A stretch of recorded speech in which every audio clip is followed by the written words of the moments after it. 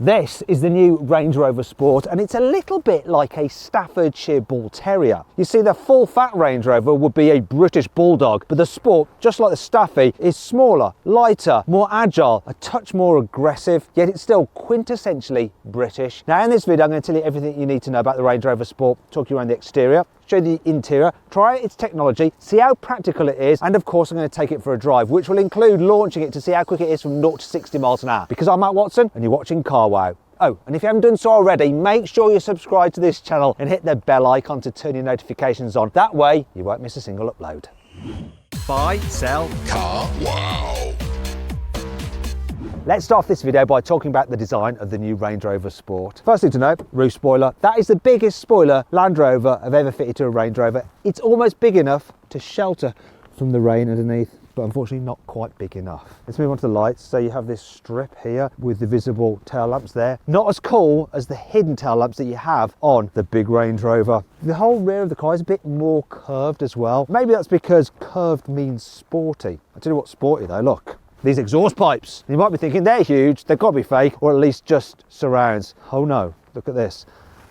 I'll illustrate now with the Carwow stick of truth that these are actually the exhaust pipes. They may not be that big all the way down, but it is all one unit. So bravo for that, Land Rover. Moving down the side, alloy wheels start at 20 inches. Rising to 23s, these are 22s. I like the way you've got like this black area here and all the glass and the pillars are black, so it looks like the roof is floating. I also like the fact that you don't have any visible window rubbers, so it's almost like the bodywork just blends into the windows.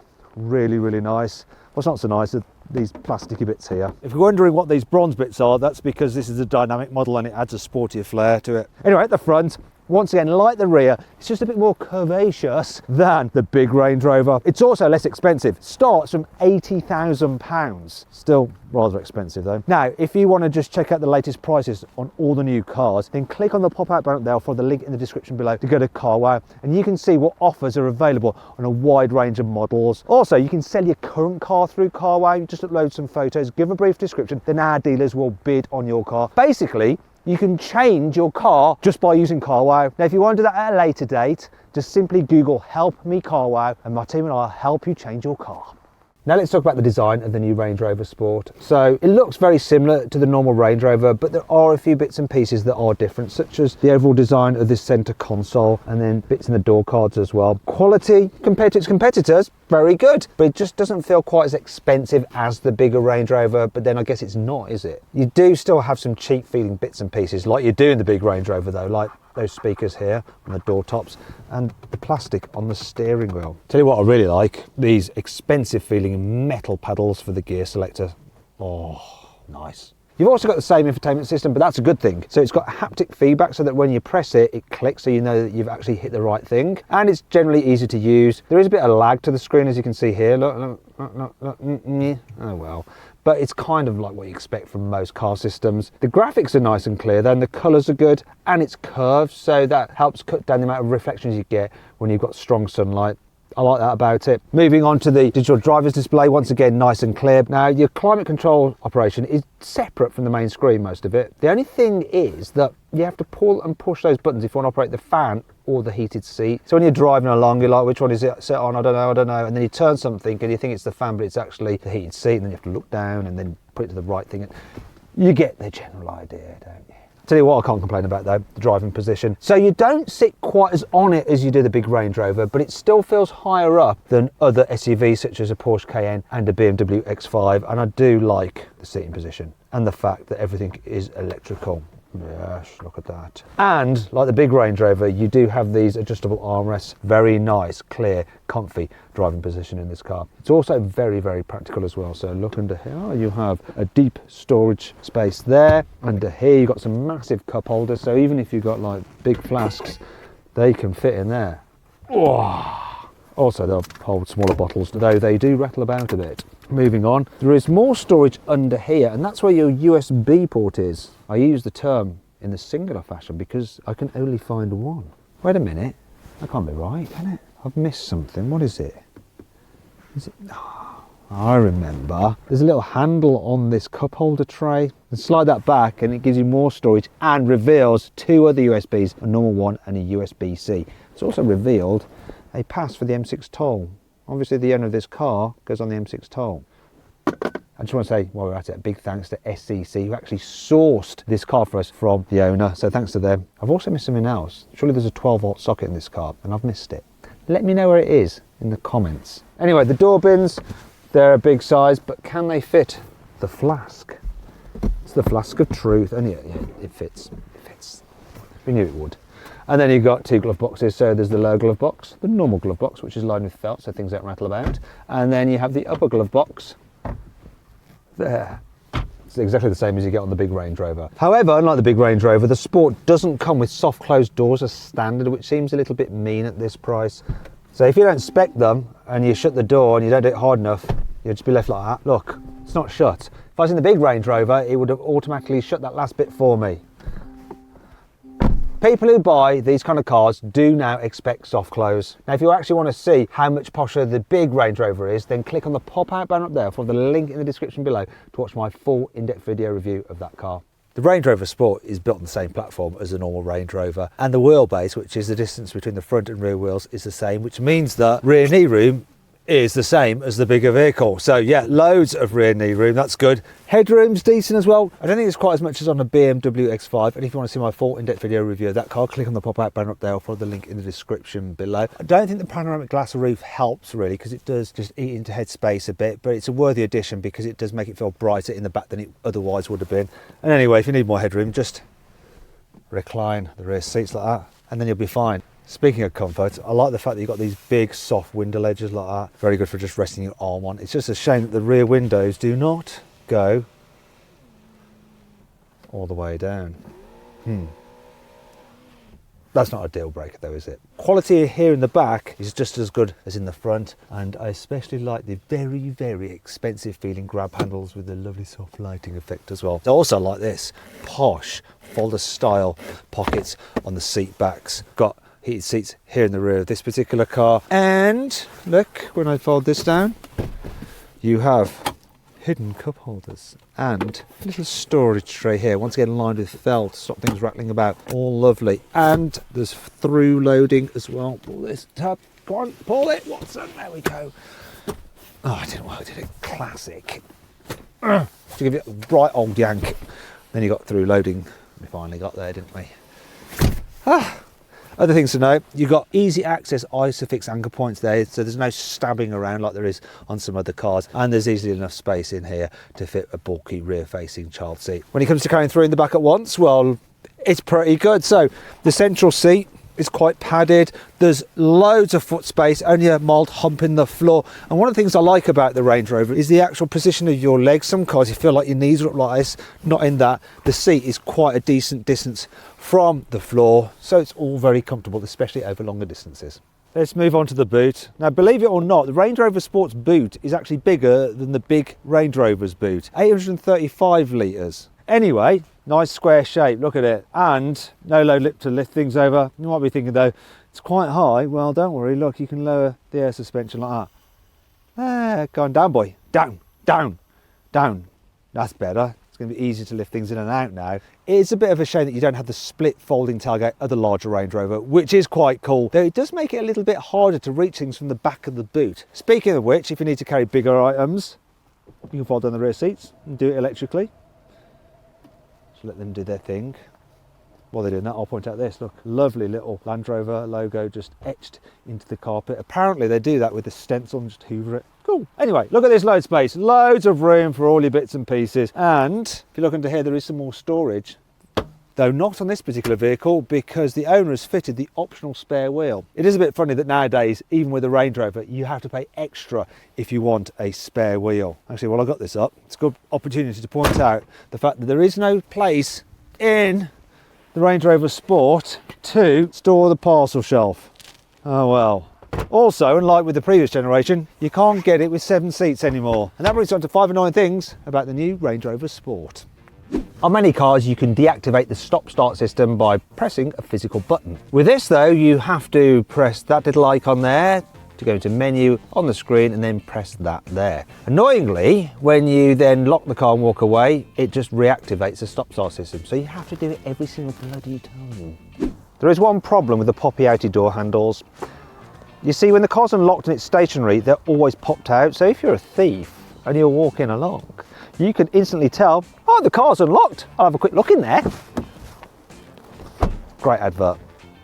This particular car cost £100,000, yet the key feels very similar to one from a £30,000 Vauxhall Astra. In fact, the Vauxhall seems a little bit more substantial. And this is a thing that you actually hold in your hand quite a bit. Land Rover has a pretty poor reputation for reliability, and anyone who buys one of these cars will always have that kind of dark cloud just hovering above them. What is that noise? What is that kind of weird glitch on the infotainment system? What is that clonk I heard? Is my car going to be at the dealer for a long time? At first glance, the wireless charging pad on this car seems very good. So the location of it is close to your hands, but also it keeps the phone out of your eye line. Great idea. It's even cooled so that your phone doesn't overheat while you're wirelessly charging it. Unfortunately, the mat itself is quite slippery, so when you accelerate, your phone just goes like that and just comes flying out. That's the reason the owner of this car, David, thanks David for lending us your car, has had to buy this sticky mat which he puts in there to stop his phone like going flying whenever he puts his foot down from a junction. That really works. So it does beg the question, why the heck Land Rover didn't fit a grippier charging pad in the first place? However, it's not all bad. Here's 5 cool things about the new Range Rover Sport. You've gone shopping for all the essentials, so not much. Issue is though, if you put this in this big boot, it's just going to rattle around in there and everything will just be falling about the place. But this is a great idea, look at this. This little divider. Excellent, love it. The surround view camera system is absolutely brilliant. The clarity is so good, and I love the 3D effect as well. Obviously you can look around the car like that, so you can zoom in and out, whiz around it like that as well, look at different camera angles. So nice. And it even knows when doors are open. So if you open the rear door, look, it'll open. Yee! Shut that door a second. Even if you open the boot, which I'll do now from here. Look, it shows the boot open. And that's not all though, right? Because obviously, being a Range Rover, it's designed to be good off-road. So here's you have an off-road mode. So if I go into that, you can then look at your alloy wheels, they're like that. So you can actually use that for when you're parking to make sure you don't curb it, and check this feature out. You can see underneath the bonnet. So if I start driving along, it's going to fill in what's underneath me. So you'll see, look underneath. Can you see? See that puddle going underneath the bonnet? Really handy if you're trying to avoid rocks when you're going for some hardcore off-roading. You can get an upgraded sound system that has speakers in the headrest. And that system also includes some clever noise cancelling software. So you've got some microphones in the wheel arches which pick up road noise and stuff like that. Then the computer works out the opposite wavelength and plays those through the speakers in the headrest to cancel those unwanted noises out. A bit like noise cancelling headphones. The air suspension has an access mode, so you can press a button on the door and it will drop it down to make the car lower than normal, so it's easy to get in and out of. Oh, I feel like I'm going down in the world. Wait a minute, that's not why you buy a Range Rover. You buy one to make you feel like you're going up in the world. Still, it's going to be easy to get in and out. Not such a jump for a shorty like me. I'm not short, I'm average height, FYI. This may be an SUV, but it's also a proper serious off-roader. So you've got features such as 281mm of ground clearance. You have the ability to wade up to 900mm. Also, you have a special sensor which can see how deep the water is in front of you. Then there's the fact you've got a low range mode for the gearbox, and you've got a central locking diff and a rear locking diff, plus various off-road modes which you can just select and the car will do its thing. They range from grass, gravel and snow to mud and ruts to sand, and then there's the wading one as well. The car even has a cruise control system that works at off-road speeds. So very clever. Now let's move on to talk about the engines, but before we do, I've got to say, I do love the clamshell bonnets you get on Range Rovers.